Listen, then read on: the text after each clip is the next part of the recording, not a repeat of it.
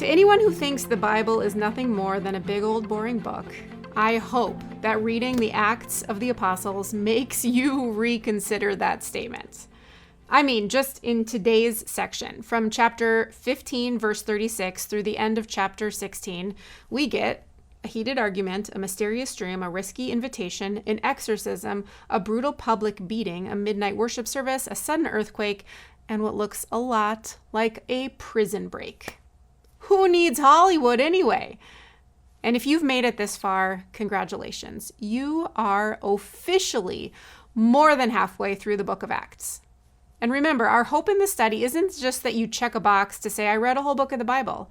It's that you slow down, reflect, and learn from what this book is telling us. Now, as you read today's section, you can't miss the movement. We've got new people, new cities, new challenges. Paul and Barnabas, who have been partners in ministry, they have a really big disagreement. They actually part ways. It's messy. It's human. And after that, Paul travels with Silas. He invites this guy named Timothy to join them, and the mission keeps moving. They travel through these places that you have to practice pronouncing, or at least I did. Phrygia, Galatia, Troas. And then one night, Paul, he has this vision. A man from Macedonia says to him, "Come over and help us." And that dream, it changes everything. It sends them toward Philippi, and here's where I want you to pause. When they arrive in Philippi, they don't start in a synagogue like they often do.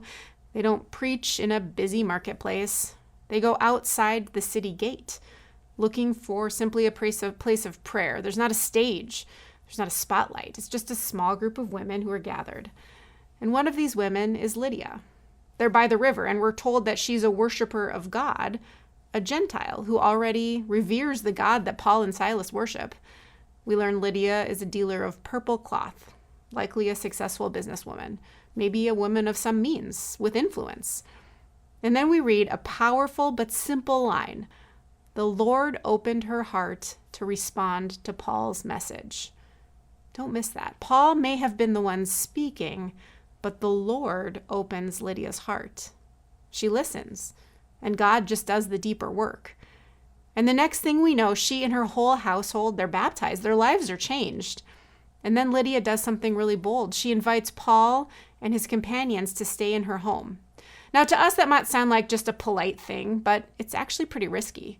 Because as the story continues, Paul and Silas, they cast out a spirit from a slave girl. They disrupt the economy. They get falsely accused. They get stripped and beaten and thrown into prison. Telling others about Jesus was not a safe plan of action. And yet when Paul and Silas are released, where do they go? Back to Lydia's house. She still welcomes them. Her open heart becomes an open home. And maybe that's the thread that ties this all together. Simple conflict, it didn't stop the mission.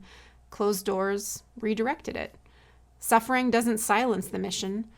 And ordinary people listening to a conversation by the river become the foundation of something powerful. God doesn't need a stage. God needs willing hearts that God will open. And when that happens, communities expand, lives are changed, courage grows, and the gospel moves forward. So as you read today, where might God be opening your heart? And what would it look like in your life for that open heart to turn into an open door?